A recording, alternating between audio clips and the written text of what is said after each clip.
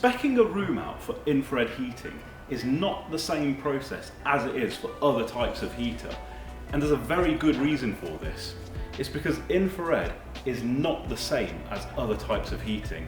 For example, you could put this vanilla flavoured convection radiator almost anywhere in a room and it would largely be able to do its job.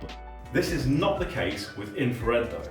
Infrared is directional. It warms whatever is in front of it, and this means we have to think differently about where we install the panels. Fortunately though, this is a lot simpler than it sounds, as we are about to find out.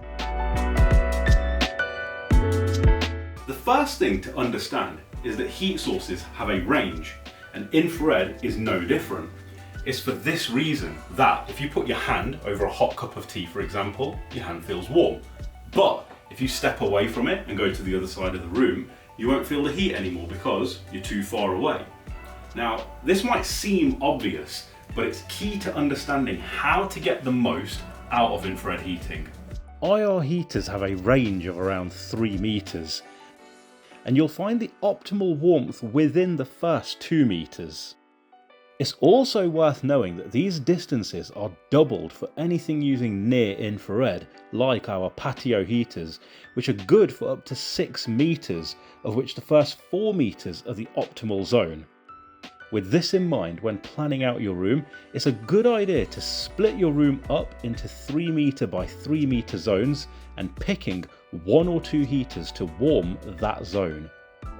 Now, you might be thinking, if you've got an exceptionally large room, do I need to have panels dotted about all over the place to cover all these zones? If you're putting your panels on the wall, then yes, you may need 2 panels per 3 meter by 3 meter zone.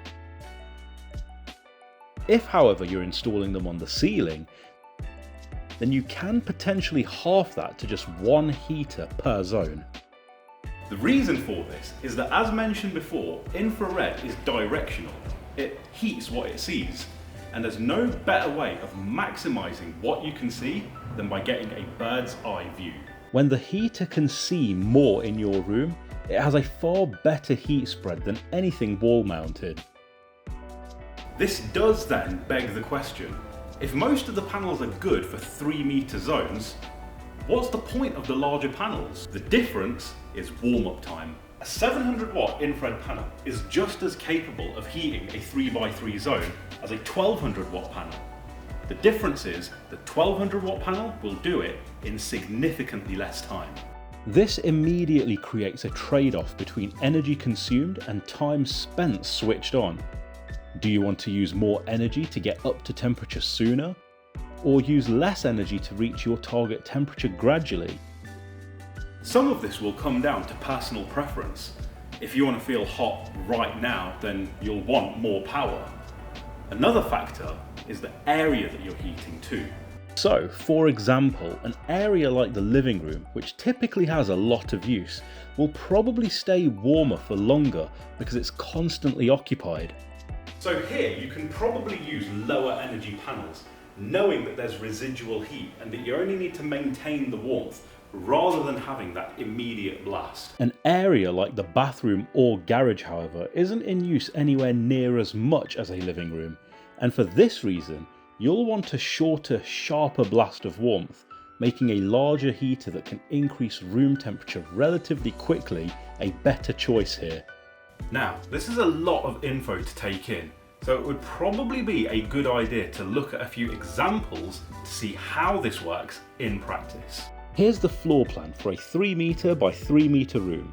We've got 2 main options here. If we're wall mounting our panels, then we'd typically aim for 2 panels on opposite walls to even out the spread of heat as much as possible. If we're ceiling mounting our panels, however, then a single panel would do it, as it can see more than a wall mounted panel. In this next example, we've got a room that's 8 meters by 3 meters, so quite a bit larger than the previous room. We can generally split this up into 3 smaller zones of approximately 3 meters by 2.6 meters.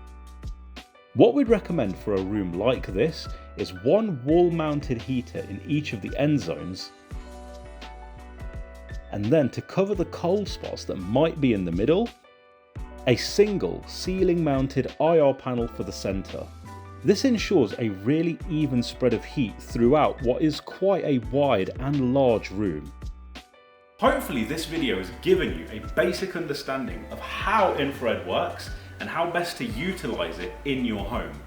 If you're still not sure though, or if you have an exceptionally quirky space, then our team can point you in the right direction. All you need to do is give us a call on 0116 436 2250 or send us an email to sales@mirrorstone.co.uk. You can also reach out to us on our Facebook and Instagram pages too. So just DM us the word heat and we can have a chat to you about what you need from your heating. Thanks for watching and see you in the next one.